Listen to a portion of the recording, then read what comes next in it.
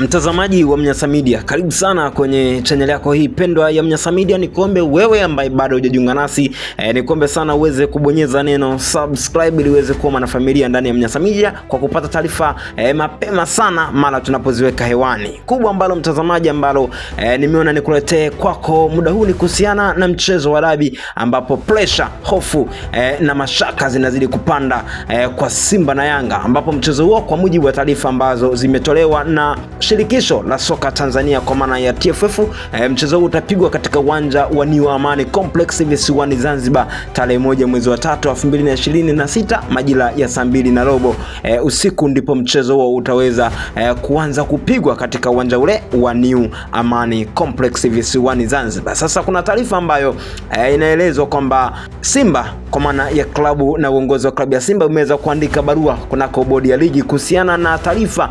ya mchezo huo kupigwa visiwani Zanzibar, wakioji kwa nini afisa habari wa Young Africans ama Club Young Africans iweze kutoa taarifa ya awali kabla ya bodi ya ligi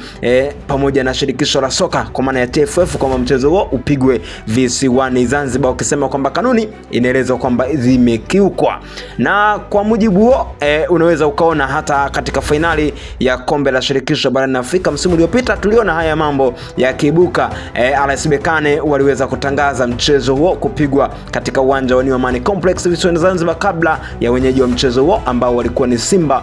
Sports Club katika mchezo huo wa finali, jambo ambalo liliibua sintofahamu. Na kwa ujumla wake tutajua mbivu na mbichi, mchezo huo utapigwa Benjamin Mkapa ama utapigwa visiwani Zanzibar mara baada ya barua hiyo ambayo inasemekana kuandikwa na klabu ya Simba kunako bodi ya ligi. Lakini tayari taarifa ilimeshatolewa kwa maana ya taarifa ambayo imeweza kutolewa na shirikisho la soka Tanzania kwa maana ya TFF,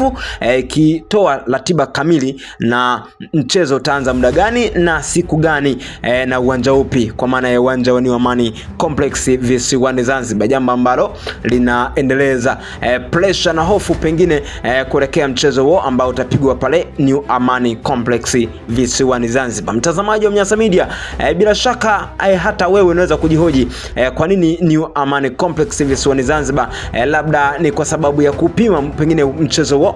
katika uwanja ule wa New Amani Complex, kwa sababu tayari Tanzania ni miongoni mwa nchi zile ambazo zinaandaa mashindano ya AFCON 2027 ikiungana na Kenya na Uganda. Pengine ni maandalizi ya kuelekea AFCON kwa mujibu wangu mimi, kama ambavyo nimetafakari na kufikiria, labda mchezo huo ukipigwa pale basi kutakuwa na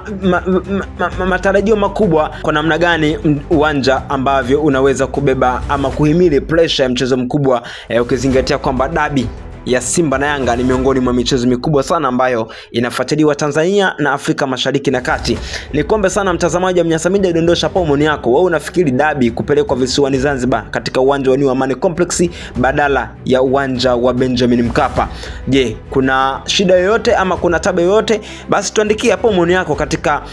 uwanja wetu hapa wa kutoa maoni, na wewe uweze kusikika kile ambacho mtazamaji unakiona ama unakishauri kuhusiana na mchezo mkubwa kabisa wa dabi. Lakini Simba kabla ya mchezo huo watavaana kwanza na Dodoma Jiji, lakini vile vile watacheza dhidi ya Tanzania Prisons, lakini kadhalika kwa Young Africans wenyewe watawafuata Namungo kwenda kucheza mchezo wa ligi kuu ya NBC Premier League. Shukrani sana mtazamaji wa Mnyasa Media, endelea kufuatilia channel yako ipendwa Mnyasa Media, na sisi tuko hapa kukuletea kile kitu ambacho unatakiwa ukipate moja kwa moja. Endelea kubaki nasi.